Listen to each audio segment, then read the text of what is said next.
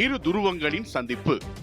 1985 ஆண்டு நவம்பர் 19 நாள் அமெரிக்க அதிபர் ரொனால்ட் ரீகனும் சோவியத் தலைவர் மிக்கைல் கோர்பச்சேவும் சுவிட்சர்லாந்தின் ஜெனீவா நகரத்தில் முதல் முறையாக நேருக்கு நேர் சந்தித்தனர். இந்த சந்திப்பு பனிப்போர் கால அரசியல், ராணுவ மற்றும் சிந்தனை மோதல்களில் ஒரு திருப்புமுனையாக அமைந்தது.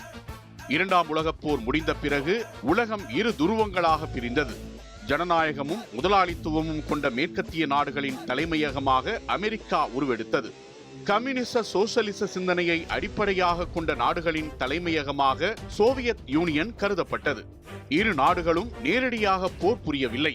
ஆனால் ஆயுத போட்டி, விண்வெளி போட்டி, உளவுத்துறை நடவடிக்கைகள், அரசியல் தலையீடுகள் போன்றவற்றின் மூலம் உலகம் முழுவதும் தங்கள் ஆதிக்கத்தை நிலைநிறுத்த முயன்றன. இதுவே பனிப்போர் என அழைக்கப்பட்டது. 1980களில் அணு ஆயுத குவிப்பு உச்சநிலையை எட்டியது. உலகம் முழுவதும் அணு யுத்த அச்சம் பரவியிருந்தது. இதனால் இரு நாட்டு தலைவர்களும் நேரில் சந்தித்து பதற்றத்தை குறைப்பது குறித்து பேச வேண்டும் என்ற கருத்து உலகம் முழுவதும் வலுப்பெற்றது. இதையடுத்து சுவிட்சர்லாந்தின் ஜெனீவா நகரில் இந்த சந்திப்பை நடத்துவது என முடிவு செய்யப்பட்டது. இது ரீகன் அதிபர் பதவியேற்ற பின்பு ஒரு சோவியத் தலைவரை சந்திக்கும் முதல் உச்சி மாநாடாக அமைந்தது. இந்த மாநாட்டில் இரு தலைவர்களும் தங்களின் கண்டம் விட்டு கண்டம் பாயும் ஏவுகணைகள் உள்ளிட்ட அணு ஆயுதங்கள் குறித்தும் அவற்றை கட்டுப்படுத்துவது குறித்தும் விவாதித்தனர். அமெரிக்காவின் ஸ்ட்ராட்டஜிக் டிஃபென்ஸ் இனிஷியேட்டிவ் எனும் ஸ்டார் வார்ஸ் புரோகிராம் தொடர்பாக கோர்பச்சேவ் தனது எதிர்ப்பை தெரிவித்தார். சோவியத் யூனியனின் மனித உரிமை மீறல்கள் மற்றும் பேச்சு சுதந்திரம் குறித்த கட்டுப்பாடுகளை பற்றி ரீகன் கவலை தெரிவித்தார். ஆப்கானிஸ்தான், நிகராகுவா போன்ற இடங்களில் இரு நாடுகளின் தலையீடு குறித்தும் விவாதங்கள் நடைபெற்றன.